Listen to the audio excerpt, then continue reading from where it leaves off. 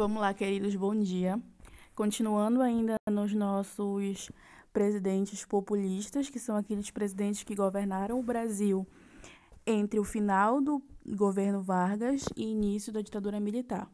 Já falamos de General Eurico Gaspar Dutra, já falamos do segundo governo de Getúlio Vargas, falamos do governo de JK, Juscelino Kubitschek, e falamos do governo de Jânio Quadros.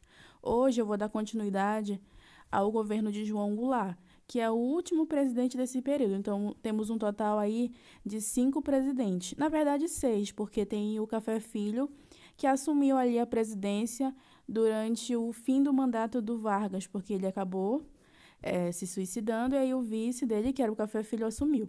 Depois que o JK foi eleito, depois que entrou o Jânio Quadros e depois que entrou o João Goulart, tá?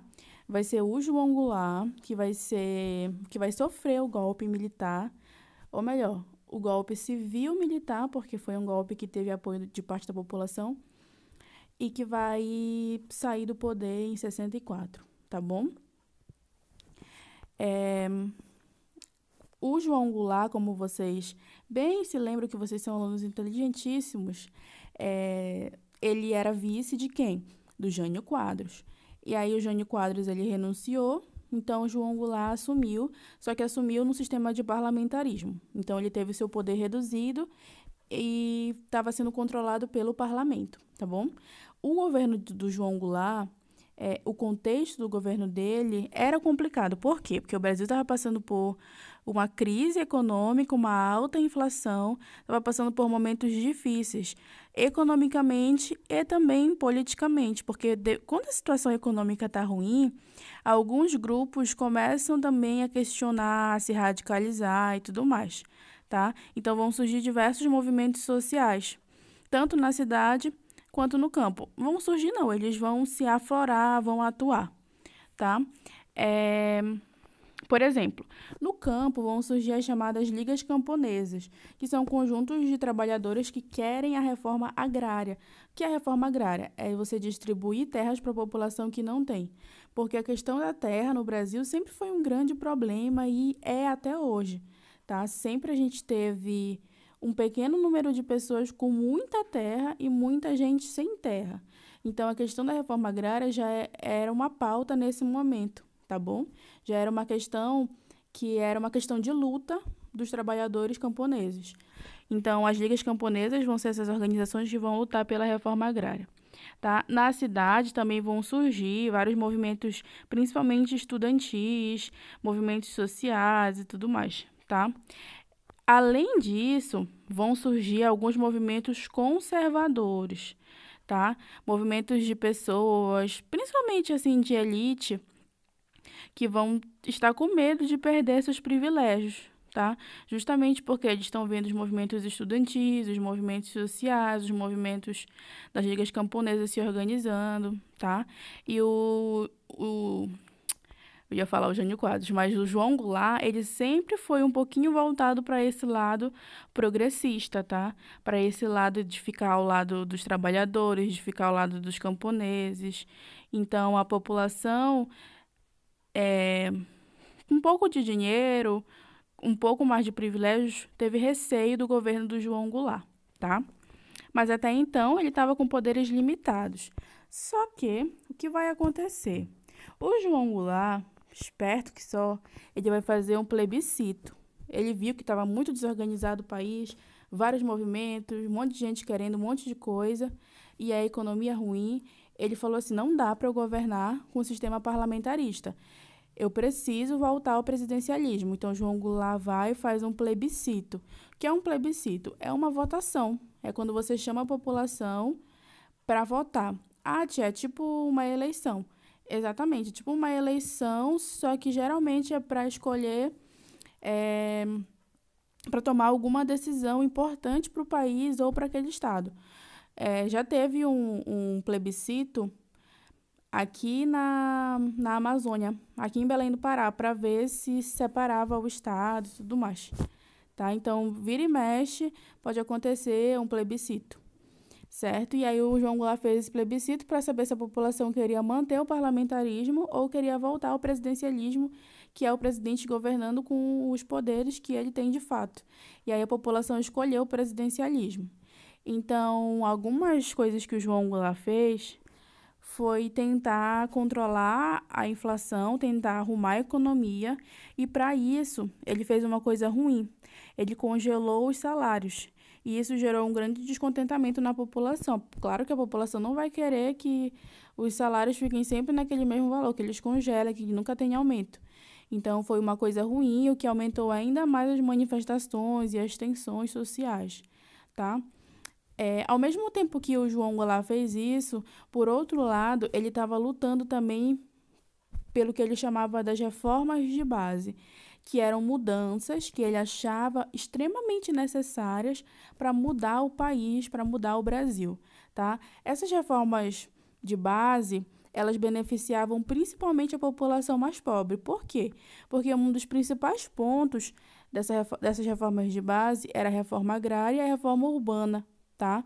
O que é a reforma agrária? Você distribuir terras no campo para a população que não tem, e a reforma urbana você distribui lotes de terra nas cidades para a população que não tem.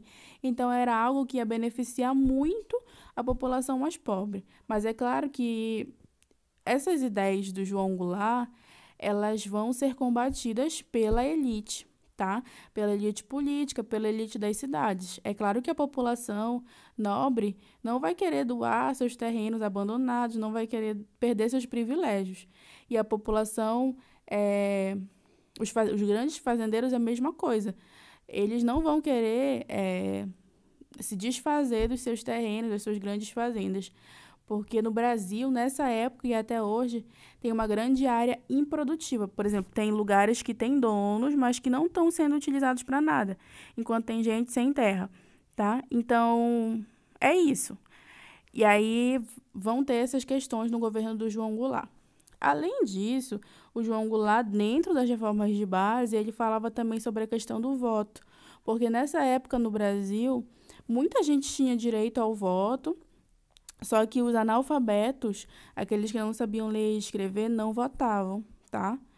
Era diferente de hoje em dia. E aí também era uma questão que o João Goulart queria mudar. Entre outras coisas. Entre essas outras coisas, uma coisa que afetava o interesse da elite era a questão da remessa de lucros de empresas estrangeiras. Está bem aqui, ó, nesse parágrafo. Esse parágrafo é extremamente importante, tá? Fala de coisas importantes das reformas de base. O João Goulart dizia que as empresas estrangeiras elas vinham para cá, utilizavam o Brasil para produzir, só que não deixavam nada aqui de riqueza. Então, o João Goulart achava que as empresas estrangeiras que estavam aqui no Brasil deveriam deixar uma parte dos seus lucros, tá? E ele queria regulamentar essa questão. Por exemplo, tal empresa tem que deixar 10% dos lucros no Brasil ou reinvestir de alguma maneira. Então, ele queria fazer essa regularização. Aí, vocês acham que essas empresas elas iam querer? É claro que não, tá? A gente pode até relacionar essa questão com o apoio dos Estados Unidos ao golpe militar de 64. Porque o golpe militar que vai tirar o João Goulart do poder, ele vai ter o apoio dos Estados Unidos. Isso já é comprovado, tá? E os Estados Unidos ele vai ter uma grande influência sobre a implantação da ditadura civil-militar no Brasil. Não só no Brasil, como em outros lugares da América Latina nessa mesma época, tá bom? Então, levando em consideração as reformas de base e todas as mudanças que o João Goulart queria fazer, a população de classe média e um pouco mais rica estava revoltadíssima com as medidas do João Goulart. E aí vão começar a fazer protestos e tudo mais, tá? Um dos protestos que vai marcar esse período, um dos protestos contra o João Goulart, vai ser a Marcha da Família com Deus pela Liberdade. Aqui no livro de vocês não tem nada sobre isso e nem mostra foto, mas foi um momento super marcante, porque foi uma marcha extremamente conservadora, uma marcha que era contra essas medidas que iriam beneficiar a população mais pobre, tá? Essa imagem aqui, ela é do comício da Central do Brasil, que também é um comício super famoso na história do João Goulart e na história desse período, porque é nesse comício que ele fala sobre as reformas de base, que, na verdade, ele está dizendo sim aos anseios da população, tá? Só que, no final, quem vai vencer vai ser justamente essa elite, os grandes fazendeiros, os grandes proprietários, os empresários. Por quê? Porque eles vão acabar dando permissão para que os militares implantem a ditadura civil-militar. E agora eu respondo a pergunta que vocês devem com certeza estar fazendo na mente de vocês. Tia, por que que implantaram a ditadura nesse período? Por que que ela aconteceu? Principalmente para frear esses movimentos de mudança que o João Goulart e a população estavam fazendo, tá? Para controlar tudo isso. E a justificativa deles era o seguinte: com todas essas medidas que o João Goulart está querendo fazer, com certeza o próximo passo dele vai ser implantar o comunismo no Brasil. Então, a gente precisa frear esse cara. Ou seja, a justificativa dos militares, da população que apoiou o golpe militar, foi não permitir que o comunismo entrasse no Brasil. Tá? Por quê? Porque nessa época o comunismo era um medo de grande parte da população, era o chamado perigo vermelho.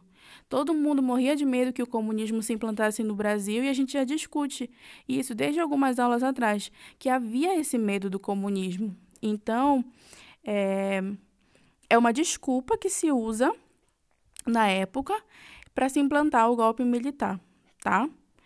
Aí, como é que vocês podem dizer, para contextualizar uma resposta que vocês venham a me dar em prova?